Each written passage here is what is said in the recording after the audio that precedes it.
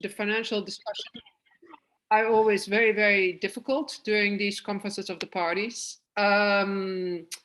First, there's a broader point, I'll come back to that, on what you call policy coherence and alignment of financial flows, making sure that all resources are being mobilized in favor of biodiversity and not against biodiversity. Then there's the more practical question of how much funding will be committed. There's been some amount mentioned, but there's a lot of different negotiations about that. A lot of the negotiations will focus on how binding the commitment to deliver a certain amount of funding will be. And there's a lot of different texts that can be proposed that then vary between parties really making a firm binding commitment and actually something exceptionally vague. A very important question is whether the commitment, so the funding, will come from public sources, so the governments themselves who actually signed to the agreement, or whether they put actually something into the agreement that says, well, there will be a lot of money, but most of it will be paid by others, that is the private sector. And there's, of course, especially a lot of the donor countries are very much inclined to say, yeah, there will be a lot of money, but it's companies that will give that money, not us. Then, if, of course, a lot of the funding comes from the private sector, that will come with a privatization also of biodiversity, because if a sector gives a lot of funding to something, it also buys a lot of influence on the governance. So you're really talking about not just a privatization of biodiversity finance, but also of biodiversity governance. I'll go deeper in that in this brief presentation as well. There's a thorny issue of who will decide where the money goes. Will that be the parties to the Convention on Biodiversity itself, or will that be the financial mechanism of the convention? And the financial mechanism of the convention is the Global Environment Facility, GEF. That has a council, and the little difference between the parties and the GEF is that the United States is part of the GEF, and it's actually host of the main secretariat of the GEF, which is the World Bank, which is based in Washington. So it has quite a lot of influence, while, of course, the Council of the Parties only has the US as a non-party state there, but not as a voting party. So that kind of dynamics will play down in a lot of, difficult negotiations of how much influence the parties have vis-a-vis the Global Environment Facility itself. Then there's a proposal for a new global biodiversity fund, basically also by those parties that are frustrated with the Global Environment Facility being dominated very much by, for example, the World Bank. Of course, there's a broader question very much related to women's groups, is whether women and other rights holders will be able to participate in the decision-making related to resource mobilization. There are some proposals in the text for that. And then, of course, there's a question whether some of all that funding that is supposed to be mobilized will actually reach women's groups and other rights holders, and how that will be done, and whether it will be just a little bit or whether it will be significant. The basis of all of that is that if there's no agreement on any of these issues, or one of these issues, there will be not agreement at all at COP. And there's still a big risk that the whole COP will actually fail. So this is a really important issue. Very briefly, I think it's important to put all of this in the broader context and really re-emphasize that women are very dependent on biodiversity, but also economically and politically marginalized overall. They earn a lot less, so have a lot of discrimination in the financial field. So in general, they have a lot less monetary wealth. But because of that lack of monetary wealth, they're disproportionately dependent on the non-monetary wealth of biodiversity can deliver. So free access to biodiversity, to natural resources. So that is why it is actually really important to make sure that women and other rights holders that are disproportionately dependent on biodiversity itself and not so much on monetary economies have a very strong say in biodiversity governance, and that it's not privatized for them. Now, the sad thing, if you talk about, delivering funding for biodiversity, is that there's actually far more money going at this moment to activities that are harmful to biodiversity than there's going to activities that contribute to biodiversity conservation. And I've tried to put it, although this is not exactly correct, but a little bit in a picture. The big red arrow that goes to one side is a 3.1 trillion US dollar approximately per year that is harmful financial, qualified as harmful financial flows. That's a lot of investments and also some subsidies, some $500 billion of subsidies, direct public support by governments for biodiversity destruction. And then there's a tiny little arrow that you might hardly see, which is in green, which is just 85 billion, about 1/30 of that money is actually going to biodiversity conservation. I think it is clear from here that it is essential to first and foremost stop financing biodiversity destruction. If you don't do that, trying to fund biodiversity conservation is like pouring a bucket of water on a lava stream that's coming from a exploding volcano. And I can tell you that's actually even quite dangerous to do that. Don't try it out. But it just doesn't help a lot. You really need to stop, this whole negative financial flow to biodiversity destruction. And that is summarized by both a Global Biodiversity Forum framework draft target, but also in the resource mobilization text decisions that will be proposed to the Conference of the Parties. There's a very good amount of emphasis on the need to align, as they say, all financial flows with biodiversity objectives. And I think this is actually one of the most important achievements this Conference of the Parties can have. And maybe we can even be a little bit hopeful here that if there is indeed disagreement, we could at least make a first step to, halting this tremendous flow of negative, harmful financial flows going to biodiversity destruction. Reminding banks, reminding international financial institutions all the time that they should not finance activities that harm biodiversity. However, we've done a research at Global Forest Coalition about why, especially subsidies, which is public money, is still so much invested in biodiversity destruction. And we did it in 9 different countries and the European Union. And the conclusion in summary was that there's too much corporate influence on policymaking. And those corporations benefit from the subsidies.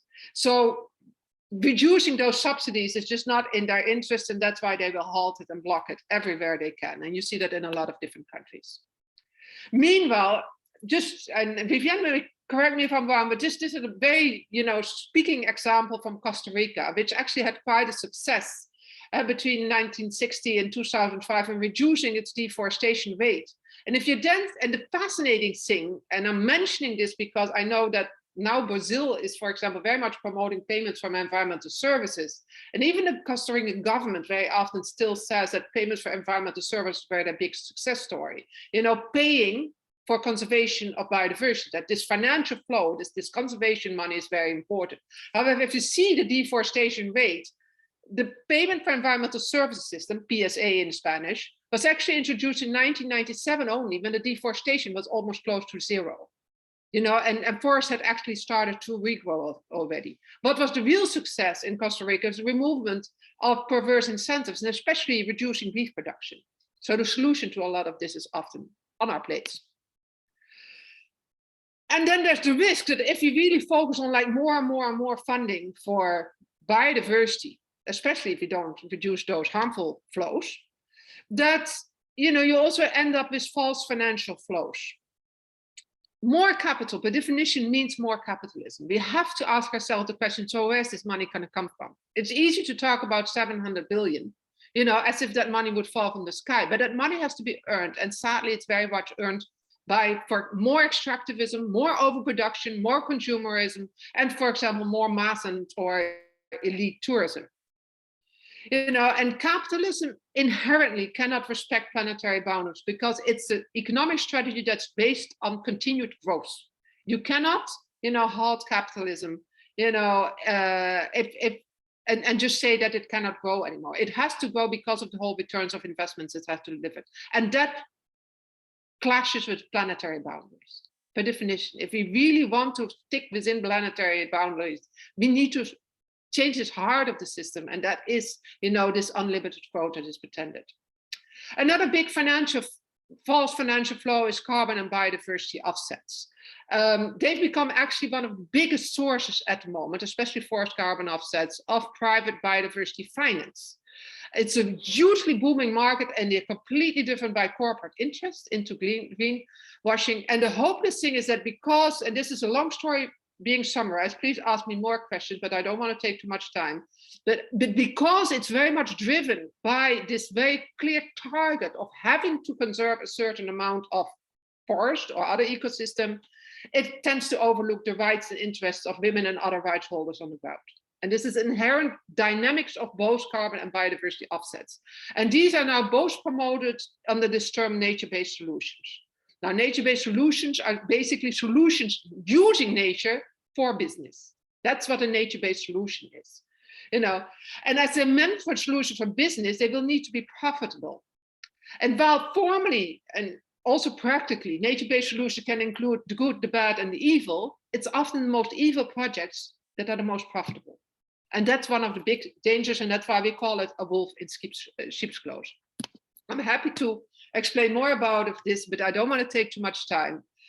I think underlying this whole trend is actually the bigger problem of the corporate capture of national and international biodiversity policymaking. And especially this proposal to just blend private finance with public finance, with these donors saying, oh, the money will come, from the private sector, is exceptionally dangerous. And it's maybe the biggest, but also that public institutions on private sector finance means that the public governance is undermined because they become dependent on the financial interests of these private sector funders. And that includes, for example, that interest in subsidies. So that's why we can't get rid of harmful subsidies. And then there's the whole corporate capture of parallel discussions about finance, for example, the task force on nature-related financial disclosures, which is to the detriment of the rights holders like women. And if you want to know more about this, there's an excellent blog on our website, and soon we'll also publish a video about why there's so much problems with this task force on nature-related financial disclosures. But I mean, the biggest problem is that this is really a debate that's totally captured by the private sector, which has this big interest basically in making money out of harmful activities at the source. So in general, resource mobilization makes very little sense without transformative change, including global tax and debt justice.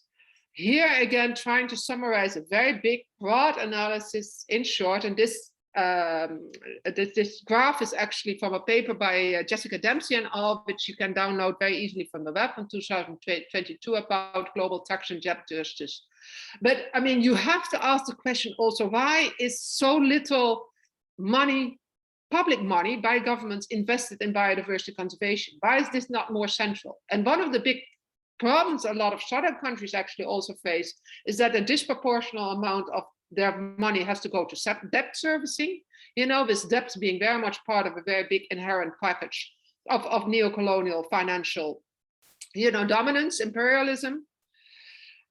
And on the other hand, there's this huge problem that for a lot of governments, it's very difficult to collect all the taxes they are supposed to collect. There's too much tax evasion. And that is also another very complicated problem, but it has to be addressed if you want to make sure that the governments themselves can invest sufficient budget in at least the institutions that are responsible for biodiversity conservation, etc. So if we don't see this broader picture, we're also just throwing, basically water on the lava stream. So last but not least, I think it's really important to keep in mind with all of this discussion about resource mobilization that forests and other ecosystems were perfectly capable of managing themselves for millions of years without any money even having been invented. I mean, they were there before money was invented. So this whole claim that we cannot conserve biodiversity without funding is interesting from a political perspective and from an equity perspective insofar, there's the whole discussion about common but differentiated responsibilities and the North having to contribute to the capacity of the South to conserve biodiversity. But in the end, biodiversity just grows as long as we don't destroy it. What we do need, and we need to put very central, is effective, equitable, and gender-just governance of biodiversity to halt destruction, especially, community-conserved areas, indigenous territories being rejected. And that means that I think one of the essential things we should fight for, even more than funding going to women's organization, is our participation in this broader discussion about biodiversity finance. And there's clauses about that also in COP15, in the texts that are being proposed. And I think we should fight really hard to make sure that women and other rights holders, are getting their place on the table on all these different bodies that discuss, resource mobilization on biodiversity in general. I'll keep it at this. There's a lot more to say, but I don't want to take too much time. Feel free to ask though.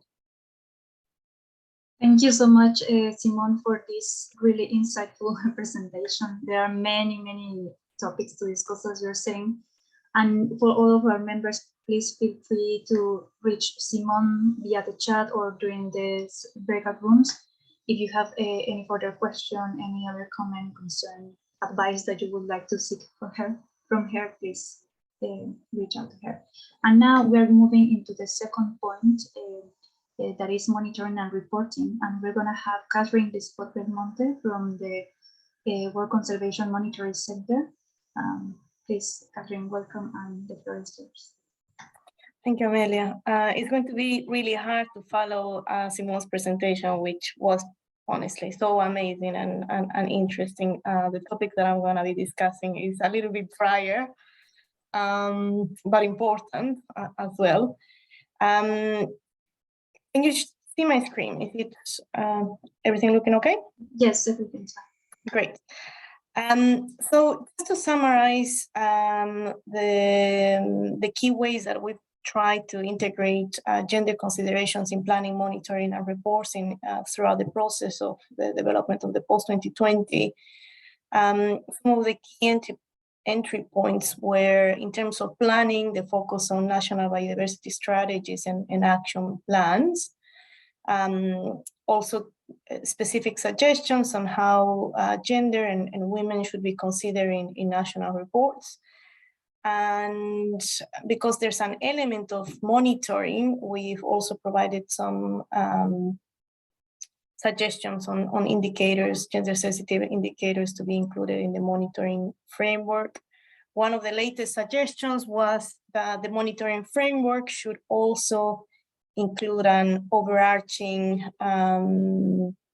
principle on data disaggregation, including sex disaggregation for those indicators that relate to people. So now I'm just going to update you on the process, on how some of these suggestions have been reflected in the final documents and the things that are still missing, so that we can discuss further in the discussion section of this meeting. How do I change? Seems that I can't change slides. No. Oh yeah, sorry. How strange. Okay, so in terms of planning, well, planning, monitoring and reporting as well as review mechanisms, and we won't have time to discuss review mechanisms during this call. All of the key recommendations from the subsidiary body on implementation have been made available in this document, CBD SBI/REC/311, is the options to enhance planning, reporting, and review mechanisms for strengthening the implementation of the convention. And I think a key achievement was the proposed SBI recommendation that encourages parties to apply the adopted post-2020 gender plan of action in all aspects and at all scales of planning, implementation, reporting, and review related to the post-2020 global biodiversity framework. This is really important. This recommendation is very important because before the process of SBI and the meeting in Geneva earlier in this year, it was very unclear the linkages between the guidance document of the post-2020 gender plan of action and how it relates to specific mechanisms and processes for the implementation of the post-2020. So with this recommendation, basically, parties will need to take into account some specific actions that are provided in the gender plan of action that relates to planning, monitoring, and reporting, and hopefully, ensure that those actions are taken into account in the processes of planning and reporting and monitoring. Okay. Also in this document, so this document is divided in sections. There's a section that focuses on planning, monitoring, and reporting and review. So we're just going to focus on planning and on the planning and reporting sections of the document. So in the planning section, it refers back to an addendum to this document that further provides guidance on revising and updating the national biodiversity strategies and action plans, the NBSAPs. And in this section, it also encourages all parties to use the headline indicators. You know, and it makes the suggestion that they can also use all their indicators that are being called component and complementary indicators.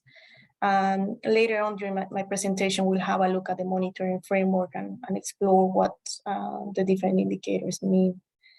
So if you look back at the Annex A, and for those of you that joined this specific section of the session to dig deeper into this document, we'll have a look at Addendum 4.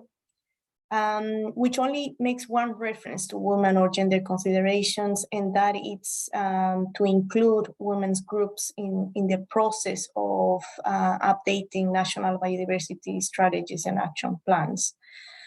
So there are bits that are missing in terms of women and gender considerations related to planning. As I highlighted already, there's only one reference to women and gender considerations.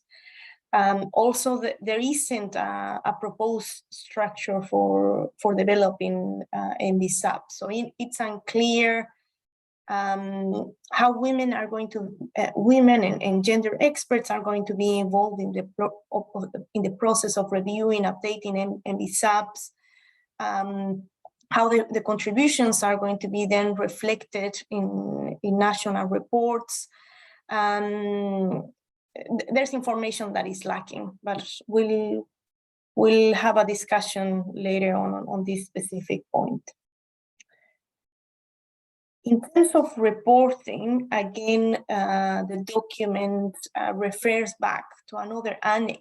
The annex is on Addendum 1, Amendment 1, that basically provides further information on how parties would report on progress to the different goals and targets to be agreed.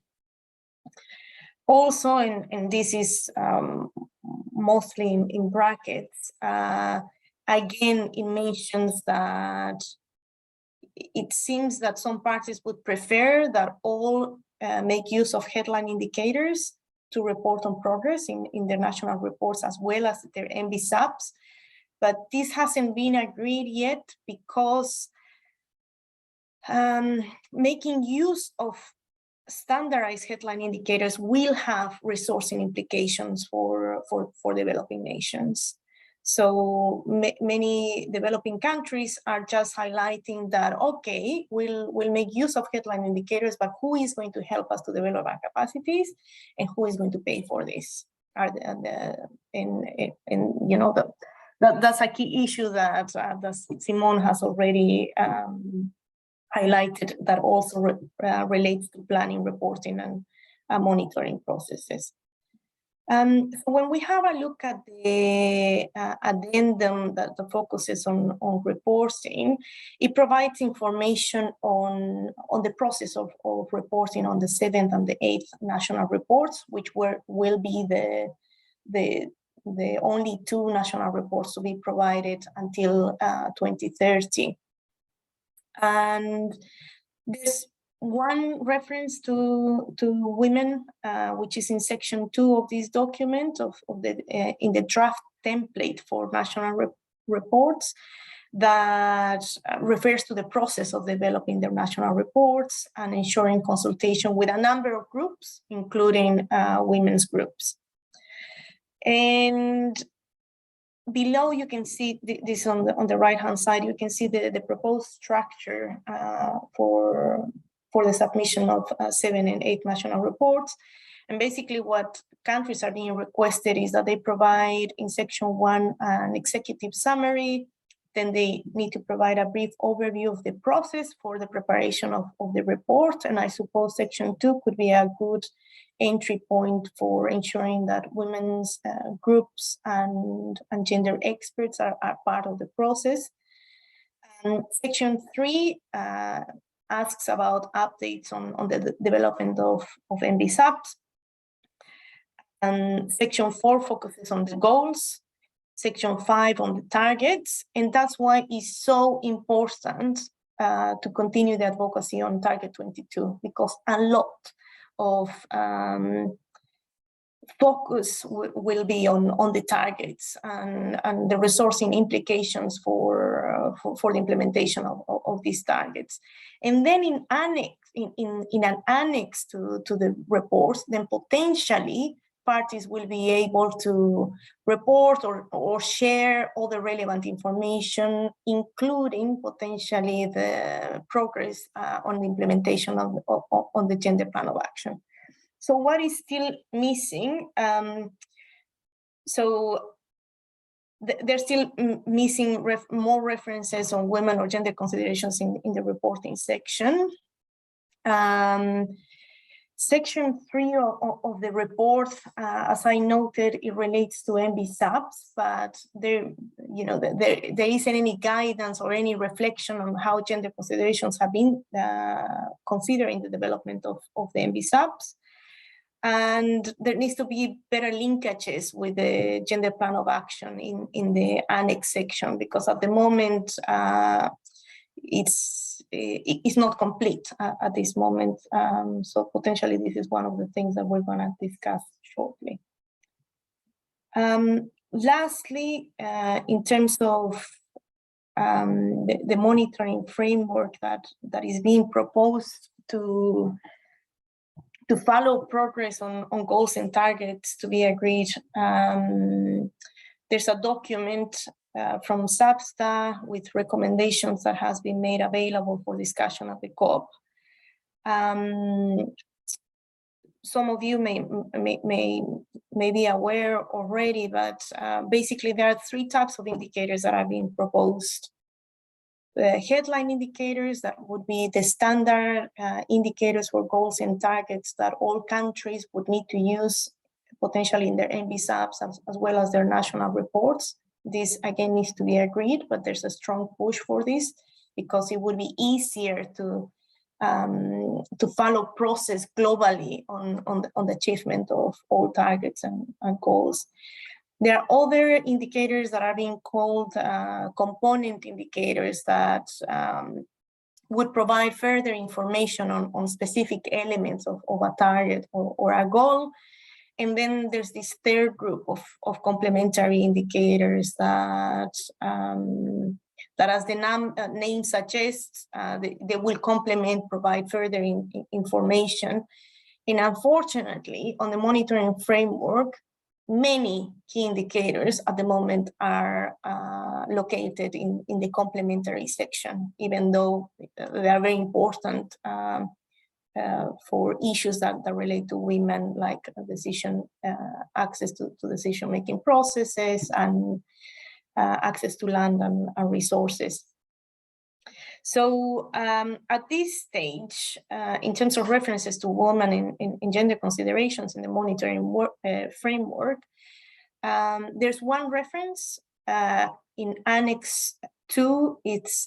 Annex 2 is the terms of reference for an ad hoc technical expert group on indicators that is being proposed, because the monitoring framework is far from being finalized. There's a lot of work that needs to be done. There's a lot of discussion on what is available there, if it's realistic for countries to use these indicators, questions about capacity, questions about alignment with the SDG framework and the implications and the cost implications that this would have for countries. So basically, this proposal for having an expert group is to support parties until COP16 to finalize the monitoring framework with robust indicators that are realistic and countries would be able to use to monitor progress towards the targets and the goals.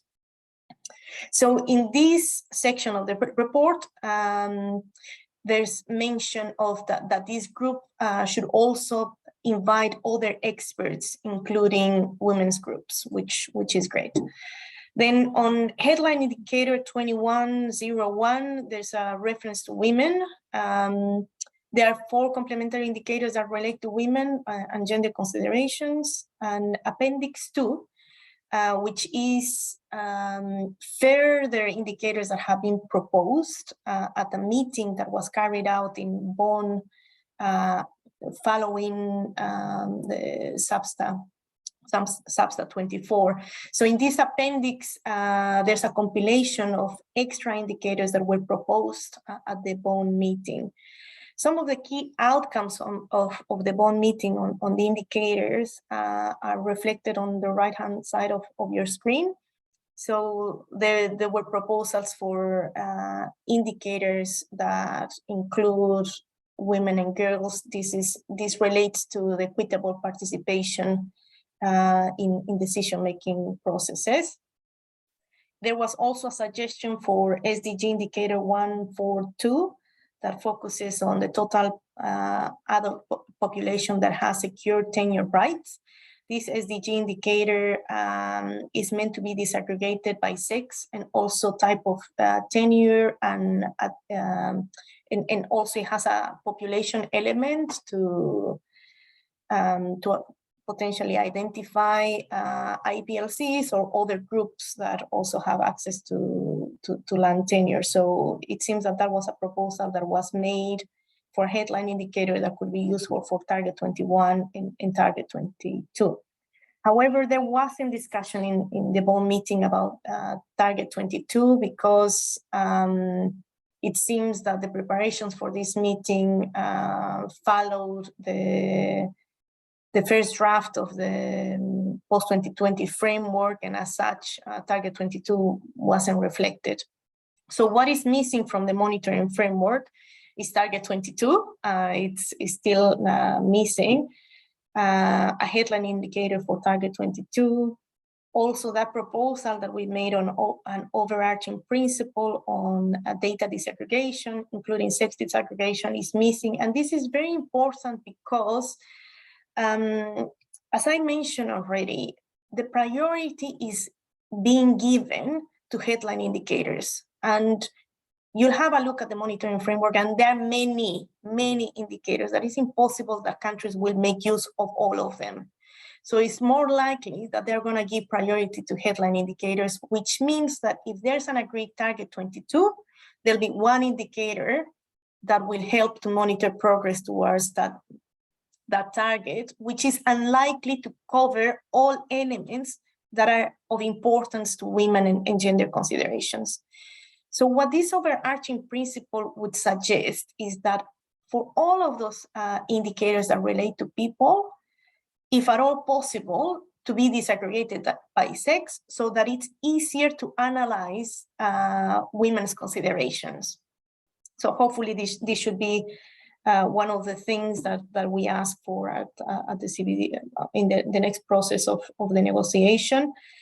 And also, as I mentioned already, there are many gender sensitive indicators that are located in the component section, and it'd be useful to move them to either as component indicators or headline indicators, because it's very unlikely that countries will use them all. But we can discuss further shortly in the discussion.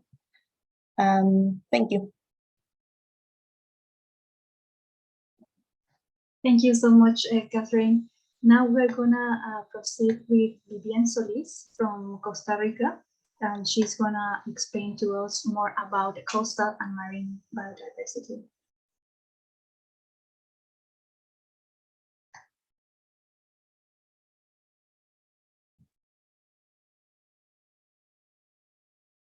Vemos tu pantalla, pero no te escuchamos.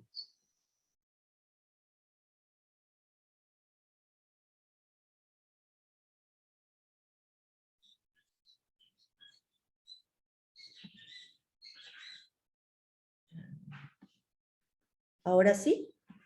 Ahora sí escuchan y se oye, ¿verdad? Sí. Bueno, muchas gracias por esta reunión, este espacio para compartir aprendizaje y conocimiento. Muchas gracias a Simone y a Katherine por esas explicaciones tan importantes que nos hacen sentirnos más cerca de una discusión global. Y gracias a Ame por el esfuerzo de organizar esta reunión.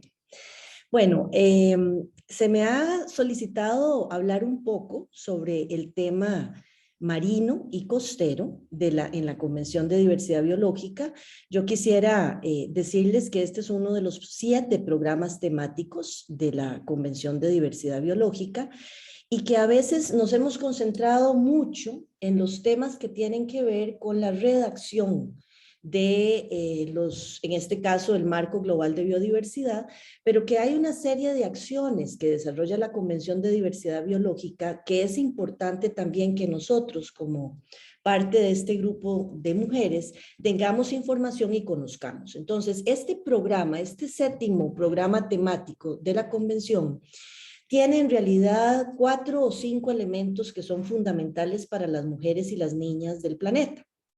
El primero tiene que ver con la iniciativa de océanos sostenibles. Este es un esfuerzo que la Secretaría de la Convención ha desarrollado con apoyo de algunos países como Corea, por ejemplo, para fortalecer las capacidades que tienen las partes y los observadores en función de ese programa temático sobre los océanos. Esto es muy importante porque periódicamente ellos llevan capacitaciones que tienen que ver con cómo ir cumpliendo los objetivos de la Convención en este tema. Entonces, este elemento es importante porque al tener nosotros cambios estructurales e importantes en materia del marco global de biodiversidad, en el monitoreo, en el financiamiento, esto debería de irse reflejando en cómo nuestros países y nuestros, los diferentes actores tienen información sobre lo que está pasando a través de estas capacitaciones. El otro elemento importante son las áreas marinas de importancia ecológica y biológica, lo que se llama las EPSAs. Este es un acuerdo tomado por las partes hace ya bastantes años que llama a que las partes definan estas áreas marinas de importancia ecológica y biológica y donde hemos estado tratando desde hace muchos años también de incorporar elementos sociales y culturales, entre ellos una visión que respete el conocimiento tradicional de hombres y mujeres, de pueblos indígenas y comunidades locales. Estas EPSAs han sido reconocidas en diferentes partes del mundo y muy seguidamente pasan rápidamente a ser áreas marinas protegidas. Es decir, uno de los riesgos que hemos percibido desde las organizaciones que estamos trabajando el tema de conservación de la biodiversidad y derechos humanos es cómo después de estos rápidos nombramientos por parte del CDB, los estados pueden crear restricciones a usos consuetudinarios de estos recursos. El siguiente elemento importante tiene que ver con otras medidas de conservación basadas en áreas. Este concepto de OSMs en inglés o OMEX en español, y aquí entramos en este problema de las siglas, ¿verdad? Que hacen que muchas veces nos sintamos fuera de poder conversar siquiera los temas de la convención.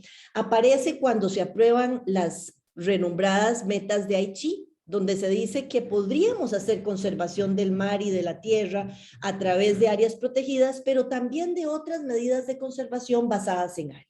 ¿Qué es eso? ¿Qué significa? ¿Qué implicaciones tiene para las comunidades, para las mujeres, para los pueblos indígenas? Es el tema, digamos, de interés de nuestro trabajo aquí.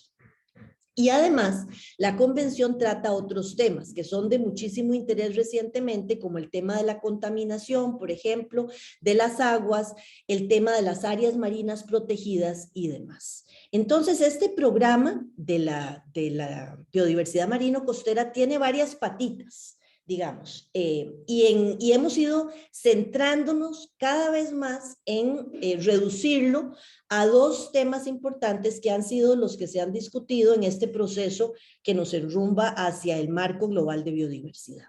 Es decir, se han desarrollado una serie de reuniones virtuales, formales, otras no formales, donde se han tomado acuerdos o no acuerdos. Por ejemplo, en este momento se está realizando una reunión virtual sobre los EPSAs, que está participando por parte del grupo de mujeres una compañera excelente, Ramia, que nos representa ahora en esta reunión virtual y que ha estado trabajando muy fuerte. Se ha realizado otra reunión de este tipo para los temas que tienen que ver con el documento marino costero, que es uno de los ítems 6 de la convención. Entonces, hemos ido reduciendo la discusión de lo marino a las EPSAs, a un documento que es un texto que tiene varios anexos y que pretende poder brindarle a las partes, a los países, la posibilidad de revisar los límites de estas áreas marinas, digamos, que han sido creadas sin elementos o indicadores sociales todavía.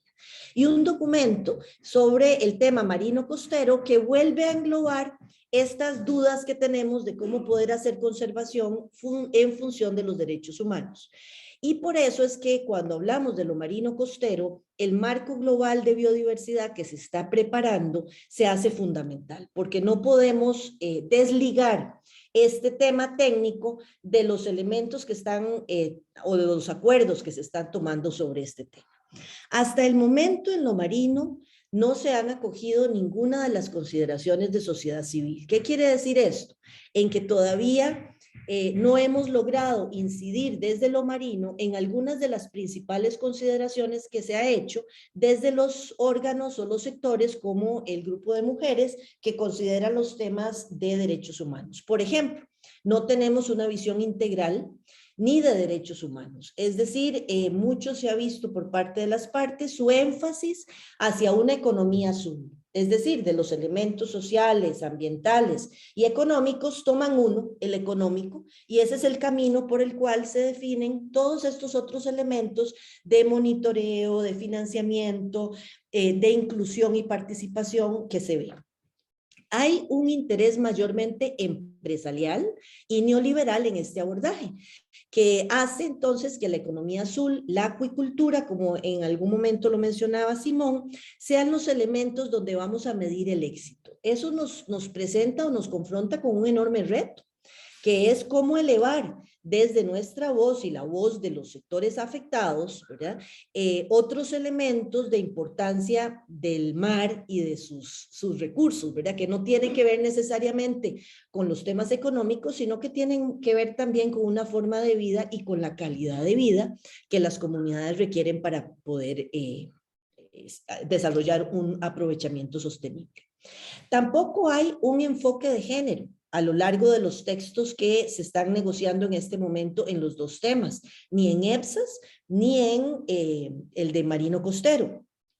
Y si se menciona, no es un tema transversal y no aborda la diversidad de mujeres pescadoras y molusqueras, que ha sido una de nuestras enormes discusiones, incluso a lo interno del grupo de mujeres, de que debemos de tratar de garantizar que en las discusiones donde se toman en cuenta los temas marinos, tengamos a aquellas personas que están directamente afectadas con las decisiones que tomamos, es decir, mujeres pescadoras y molusqueras, a las que de paso los gobiernos, las partes y muchas veces nosotras mismas como organizaciones no gubernamentales no valoramos ese aporte que dan desde su trabajo y su relación con el océano. Los pueblos indígenas, las comunidades locales, las mujeres pescadoras y molusqueras están muy preocupados por sus derechos cuando se habla de EPSAS, por sus derechos cuando se habla también de los recursos costero marinos y también cuando se habla de aquellos recursos de los ríos que son muy importantes. ¿Por qué hay un interés particular en lo marino? Bueno, porque hay un interés muy grande para hacer explotación de gas, explotación petrolera, turismo masivo, y hemos tenido poco, digamos, respaldo para poder garantizar estos derechos. Desde los pueblos indígenas, las comunidades locales y los pescadores artesanales, hay muchos avances. Muchos avances, ¿por qué? Porque tenemos ahora un documento que vamos a colocar ahorita en el chat de las directrices voluntarias para la sostenibilidad de la pesca artesanal de pequeña escala en el contexto de la seguridad alimentaria y los derechos humanos. Ese documento fue aprobado por los países en el 2014. ¿Qué es lo interesante aquí? Que tenemos nuevos documentos que olvidan esos principios y esos derechos que han sido ya abordados previamente. Entonces, ese documento que lo aprueban en el Comité de Pesca de la FAO, sigue siendo un documento que contiene lo que necesitaríamos tener para la defensa de los derechos humanos cuando hablamos del mar. Pero ese tema no ha sido considerado por las partes y está muy separado, digamos, de las discusiones del CDB. Los pescadores artesanales del mundo se han movilizado ahora en la reunión de los océanos en Lisboa y en la FAO recientemente en Roma para hacernos un llamado a la acción. Un llamado a la acción que vamos a colocar también en el chat para que todas lo puedan revisar si así lo desean, donde se presentan 5 elementos fundamentales para poder garantizar una conservación marino-costera con derechos humanos. Y una de ellas tiene que ver con fortalecer la innovación que plantean las mujeres pescadoras y molusqueras frente al uso de los recursos del mar. Entonces, lo más importante es que ese marco global de biodiversidad tenga un absoluto respeto a la forma de vida holística de los pueblos que viven en nuestras costas, islas, humedales y mares. ¿Qué quiere decir esto? Bueno, el que todas las luchas que hagamos desde nuestro sector para defender los derechos humanos en el marco del marco global de biodiversidad, todos los esfuerzos que hagamos para garantizar el libre, previo, informado consentimiento de las partes y el que garanticemos una diversidad de mujeres participantes en la toma de decisiones, incluidas las mujeres pescadoras, cuando se habla del mar, van a ser fundamentales. La discusión sobre otras formas de conservación basadas en áreas, las OSMs o las EPSAs, requieren fuertemente el reconocimiento al conocimiento tradicional y entonces requieren de indicadores sociales y culturales que en este momento no tienen. Es decir, que todos estos elementos fundamentales que estamos tratando de incluir deben de verse reflejados en esos indicadores que ahora nos mostraba Katherine muy claramente para poder garantizar que tengamos esos derechos asegurados. Voy a poner un ejemplo muy claro. En Costa Rica, las mujeres molusqueras y pescadoras no tienen un derecho de acceso al mar. Es decir, solamente los hombres, y muy pocos hombres también, 8 de cada 10, tienen ese reconocimiento. Al crear un área protegida, el derecho consuetudinario para aprovechar los bivalvos, los moluscos, los pierden las mujeres. Entonces, al no tener ese acceso, inmediatamente son las personas que se les impide el aprovechamiento sostenible de los recursos como tradicionalmente se hacía. Entonces, este reconocimiento tiene que hacer cambios estructurales en cada uno de los países. Por eso es que es muy importante el que negociemos esto a un nivel global para luego poder irlo bajando a los niveles locales. Y el tercer elemento que es muy importante es la negociación del 30-30, que es parte de las dos anteriores y donde debemos ser total y absolutamente responsables de negociar no solamente el consentimiento libre, previo e informado, sino el total reconocimiento de las formas de gobernanza de pueblos indígenas y comunidades locales. En el chat vamos a poner 2 videos que ojalá puedan observar, son muy cortitos, no pasan los 6 minutos de cada uno. Uno es del territorio marino de vida del pueblo Novebuglé en Panamá, donde ellos han utilizado tradicionalmente para la pesca de langosta una isla que se llama la isla de Veraguas, y ahora el gobierno panameño intenta hacer una protección de este lugar maravilloso, pero donde ellos están luchando por mantener su derecho al aprovechamiento sostenible de los recursos y de su territorio. Y el segundo video es el caso de Costa Rica, donde las comunidades afrodescendientes, pescadoras y digamos, afrodescendientes del país, luchan porque se les mantenga su modelo de gobernanza compartida en un parque nacional marino. Y ambos ejemplos son la realidad. Yo creo que tenemos que salir a luchar con esta visión de que solamente trayendo las voces de los verdaderos actores y derechohabientes a los foros internacionales vamos a lograr presentar los casos reales que están sucediendo en nuestros países, porque cuando las partes hablan o los países hablan, solo se presentan las grandes maravillas y no las necesidades de un cambio real de modelo de desarrollo, que es lo que Simone claramente mencionaba y creo que es la lucha que tenemos que hacer. Ahora, hay un debate importante entre pesca artesanal de pequeña escala y pesca tradicional. El punto aquí es que ninguna de las dos ha sido parte del debate, que tiene que ver a sus territorios y formas de vida. Entonces, perfectamente podríamos dividir las fuerzas en este momento entre qué es lo que hablamos de comunidades locales y qué hablamos de pueblos indígenas. Y esa es una discusión a la que nos vamos a enfrentar claramente en la COP de Montreal.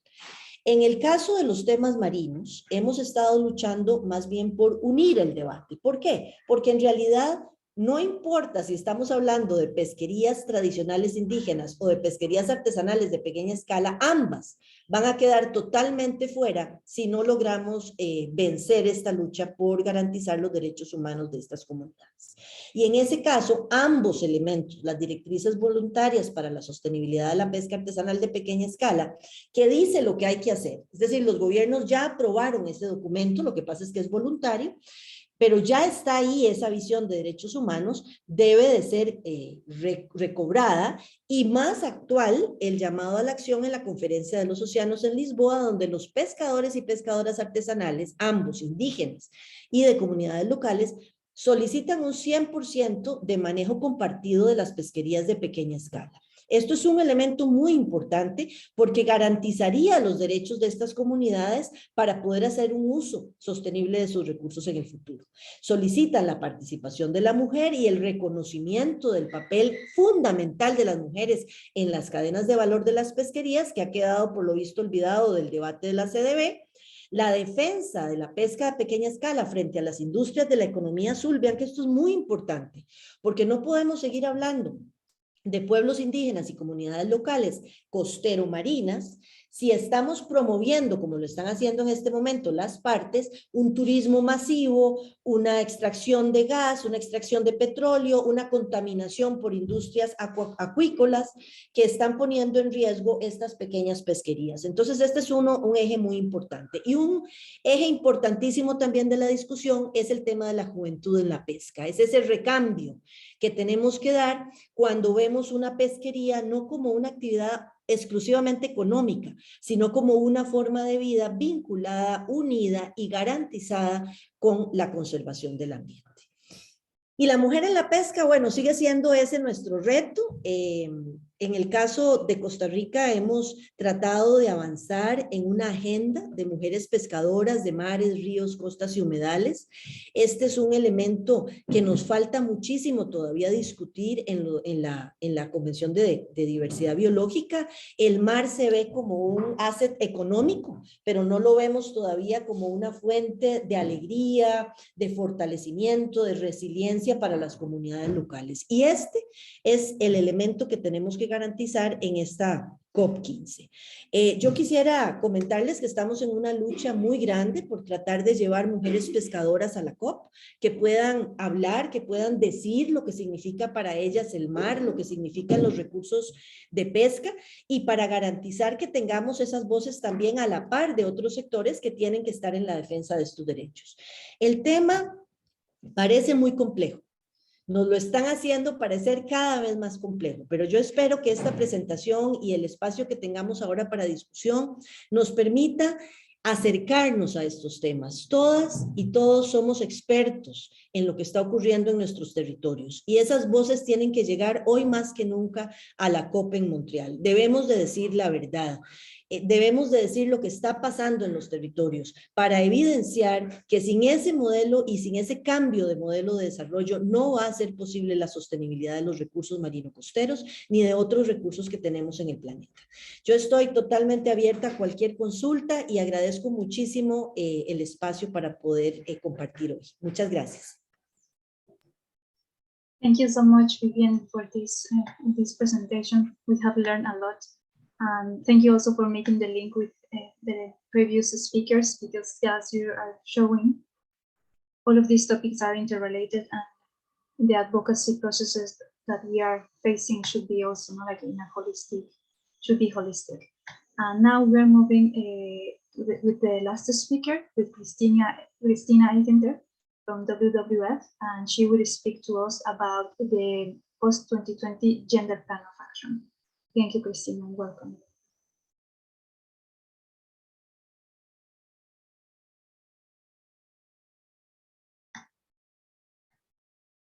You are muted in case you are speaking. Yes, sorry. Thank you, and again, wonderful presentation before me, so that is very humbling. And also, yeah, it's always good to listen and learn every time on these complex issues. But I have another consideration about the Gender Plan of Action, which is a fundamentally important document in the context of CBD, but yet it's voluntary in in terms of its implementation, and that remains the biggest obstacle in the process. But anyway, just wanted to use this nice pictures of flower diplomacy of the Women for Biodiversity in Nairobi. I'm sure this is not having spent a lot of money on flowers, but it's probably an investment in the future for women empowerment, right? Okay, so very few points that I would like to share, because I think more can be discussed later, and by looking also at the specific document that we are talking about.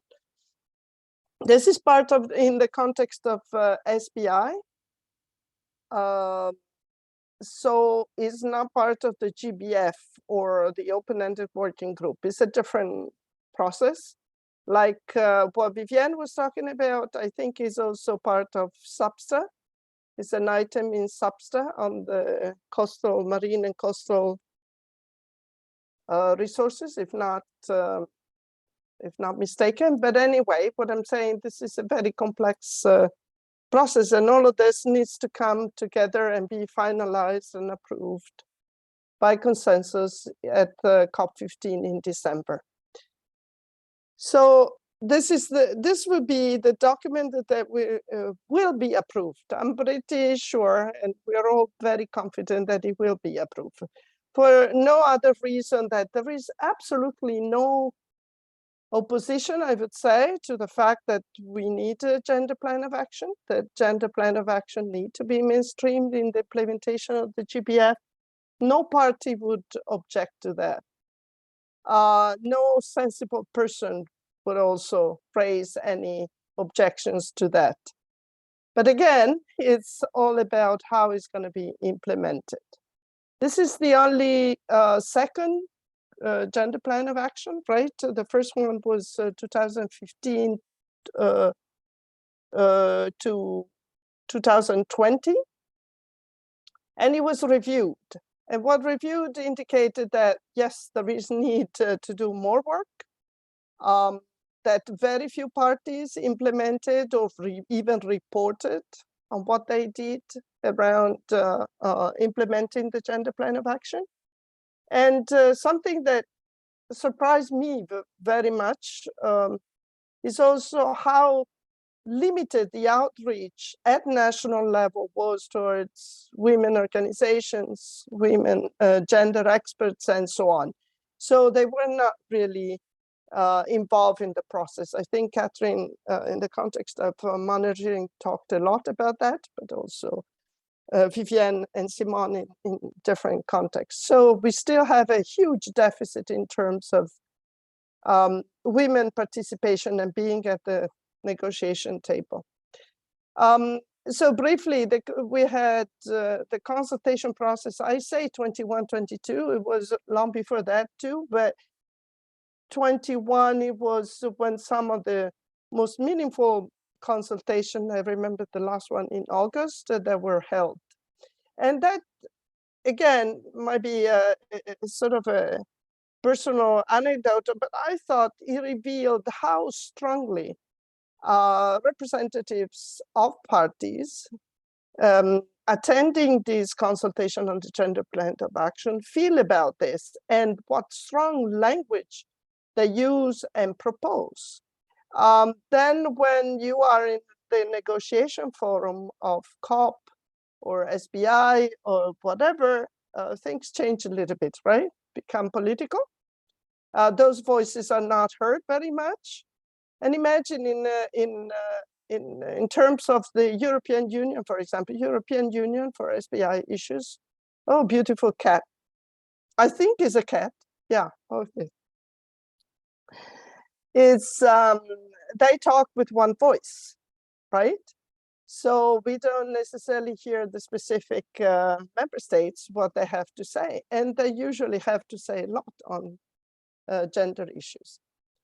I remember during the Friends of Gender Equality meeting in Geneva, Canada, one of the co-conveners with Malawi, talking about the importance of mainstreaming and implementing gender plan of action, the importance for the gender plan of action to be actionable, right? That can be implemented. That's basically what it means. Yes, but there's still a question mark on political will on doing so. Plus, it still falls short of things like specific reference to monitoring, reviewing, and reporting. So it's talking basically about implementation. It talks about modalities. Sorry, I should have put in red principles, because now the language is modalities, and the language that Women for Biodiversity has been advocated for was also using principles.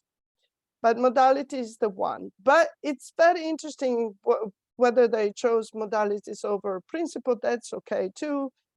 But what is the content of it? What do they propose as modalities? And that, I think, this document becomes very courageous and very strong language. So it talks about applying a human rights-based approach, which is nowhere else in documents of the draft GBF, for example, because it's only in the theory of change at the moment, and it talks about right-based approach, not human right.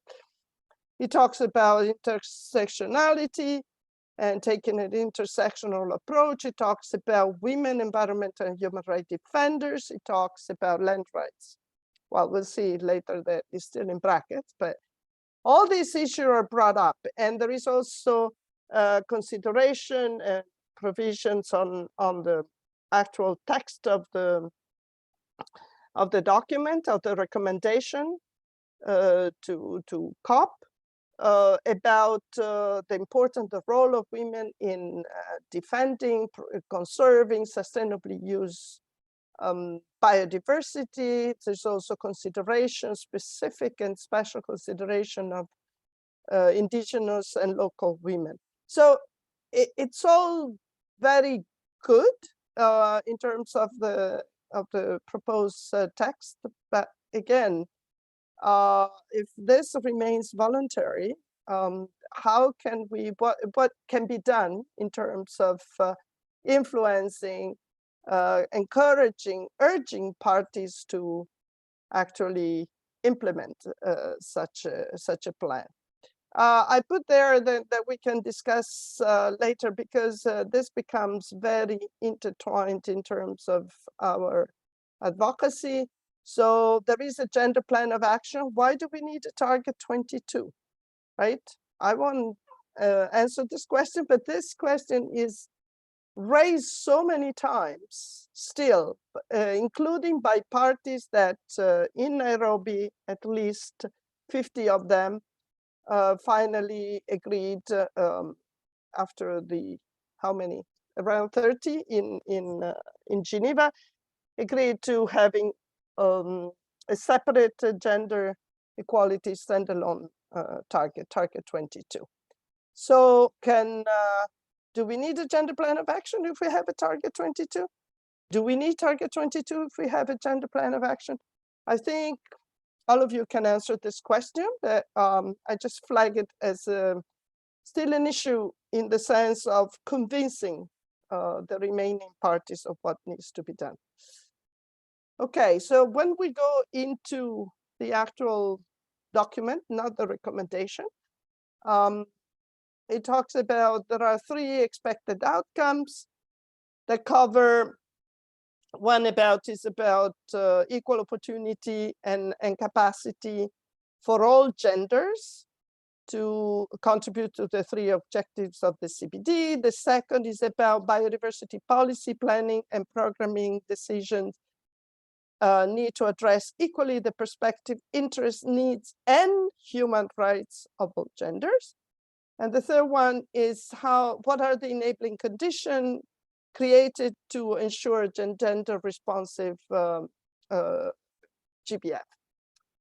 So what we have now, so it talks about has outcomes, objectives, indicative action that can be taken to possible deliverable timelines by 2030. By the way, I don't know whether to be honest, so help me, if this gender plan of action is going to be a 5-year cycle or is going to be extended to 2030. It would be interesting because we already wasted 2 years.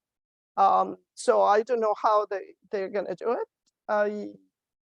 So if you can help me with that piece of information. But anyway, there are no indicators there. So back to Katherine to advise on this one. So the yellow highlights is basically, it is a relatively clean document, right, at this moment. So, and has a huge support. And we'll go straight to COP as it is, and I don't expect that it will not be supported. But there are a few things that remain in brackets and could not be cleaned during relatively long sessions of Friends of the Chair, at least a couple of times, plus a contact group in Geneva. And long nights for Amelia and friends. So we still have the right to a healthy environment in the body of the decision text in brackets. But I think there will be no issue if, I mean, we hope that the UN General Assembly approval of the right to a healthy environment will change the mood also in the COP15. And says, so those brackets hopefully will be lifted. There is still the issue of all genders, and also alternatively women and girls in all their diversity. There was some opposition, if I remember correctly, by a couple of parties, actually mostly one. Yeah, reflecting a very conservative culture, if I may, or politics. But we'll see. More importantly, the rights to ownership and control over land and natural resources and access to water. As you might know, one of the current alternative for Target 22 language, the one proposed by Costa Rica, is actually deprived of rights, the text of the target as it is. But here in the gender plan of action, there is explicit language introduced, but was challenged by other very vocally UK during the Friends of the Chair discussion. We'll see. And last one around human rights, we're still going back and forth on this language because, as I said, it's a very new language talking about human rights within the context of CBDs. And then about specific measure to respect. Currently, I need help on this one. I don't understand what was why you're still in brackets and what was the big issue. Why, who was opposed to lifting the brackets on this one. I only flag also, however, that this talks about knowledge of women, the specific knowledge of women, knowledge, innovation, and practice of women and girls. And this is extremely important. This is totally missing in the GBF, including in Target 20, where it makes a reference to traditional knowledge, but there is no specific explicit reference to gender aspects of it. I think that's all I have. I was very poor. Did I? Aha, there, oh, it's gone. I don't know where it went. But one thing, one little win during the discussion in Geneva was that when we were trying to clean up the text from brackets, there was in that group a consensus on using urge parties to implement. And that is one of the strongest language you can use in negotiation, actually. So it wasn't request and it wasn't encourage. It wasn't even invite. So it's urging. Hopefully it's still there, and that make a difference in terms of making this a reality. I'll stop here, Amelia. Sorry for all shortcomings. Everything was perfect. Thank you so much, Cristina. You raised also many points to be discussed, no? And as you're saying, like the advocacy strategy should be strengthened, so we retain all of these winnings, which are not little. Like I think that is really like the result of all of the years that all of you have invested and others, no, in this process. And now I will